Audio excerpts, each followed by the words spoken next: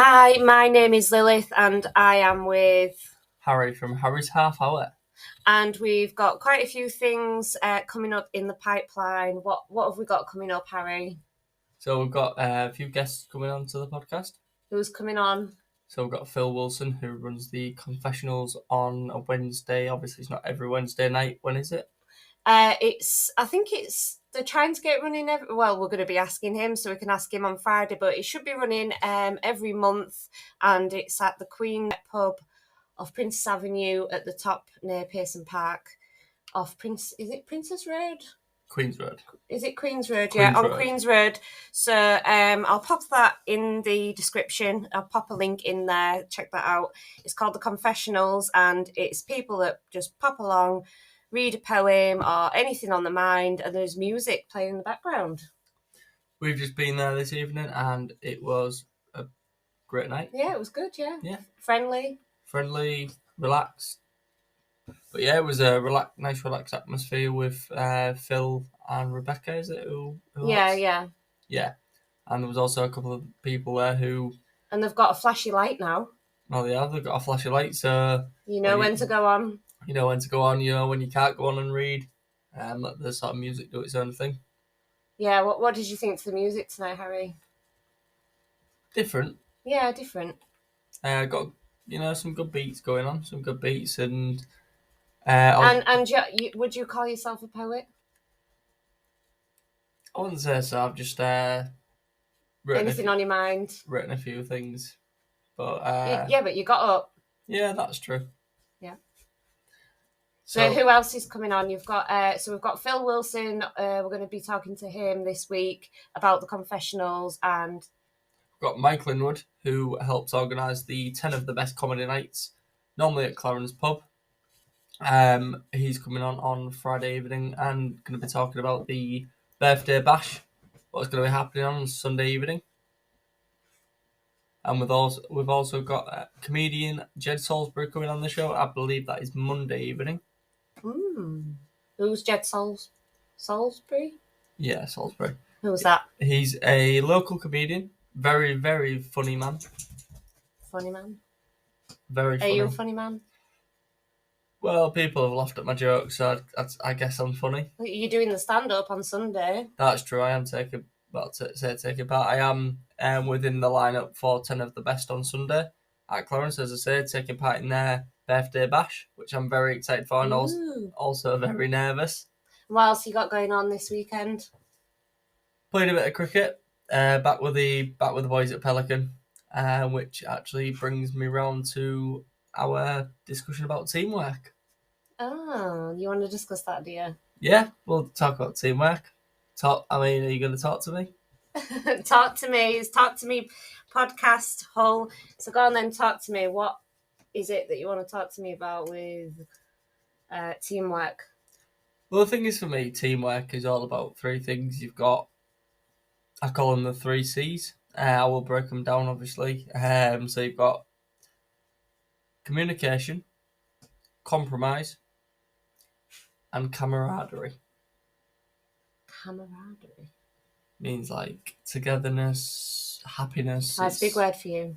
That is. Word of the week. Camaraderie. Camaraderie. So yeah, communication is key in any in all walks of life, really. Not just in teams, for sports, teams for the people you work with. You are a team when you are working with a group of people. I work in a team at my job. I'm part of a sports team, sports teams with the cricket and then football in the winter.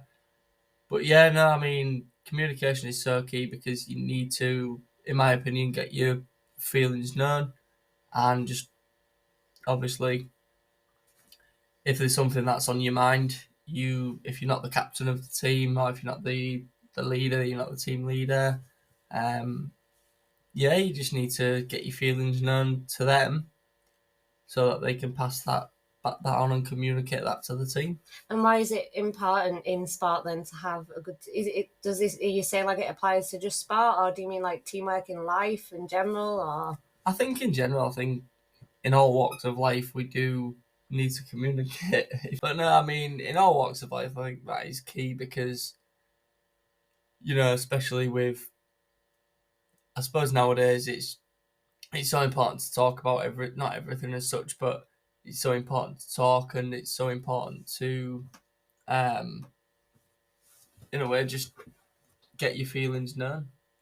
Obviously, discussing about compromise. At the end of the day, as in a plain simple term, you can't always get what you want, which some people don't like, some people do, some people accept that they don't get what they want, and I believe that is something that when compromise comes into play, it is very key as a team. So have you ever played a game where, I don't know, like a team's not playing well? Has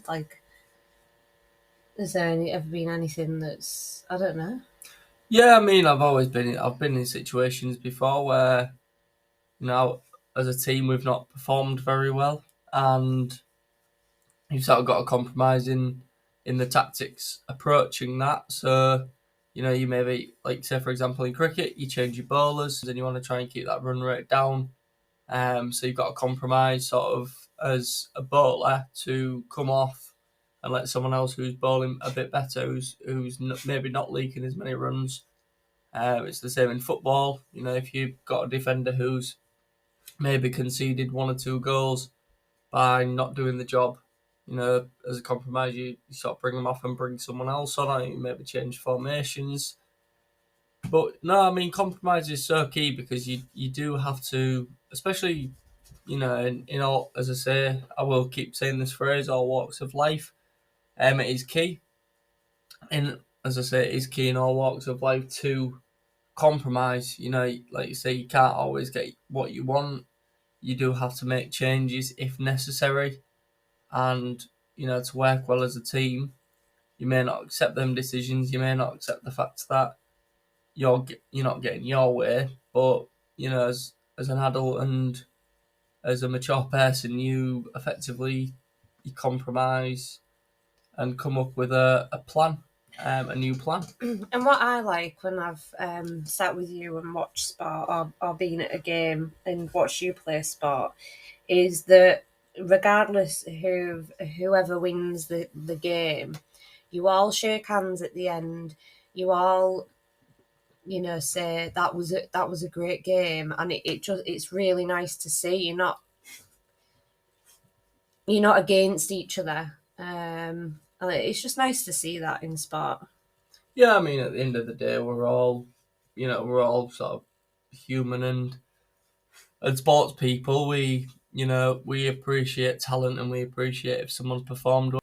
But no, it's in a way it's an unwritten rule of sport really that regardless of the result, you always go up to your opponent afterwards and shake hands with them. Well, we've got quite a few, like I say, we've got quite a few things coming up, and thank you, Harry, for talking about that tonight. But we've got quite a few things coming up, and also as we keep sharing on social media, so please follow us. It's at Talk2Me Hull podcast.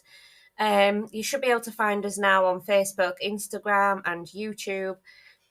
So please come along, give us a share, give us a like, give us your views, and give us your music. That's right. If you can, please send us some music or, some updates of what's going on for you in Hull, or maybe even a piece of spoken word.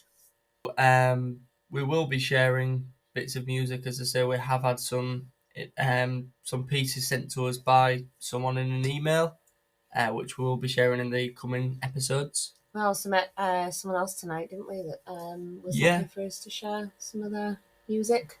We did a poll last week, and within the poll, we asked you what meal deal you preferred, whether it was Tesco's or Sainsbury's, and we had the voters deciding.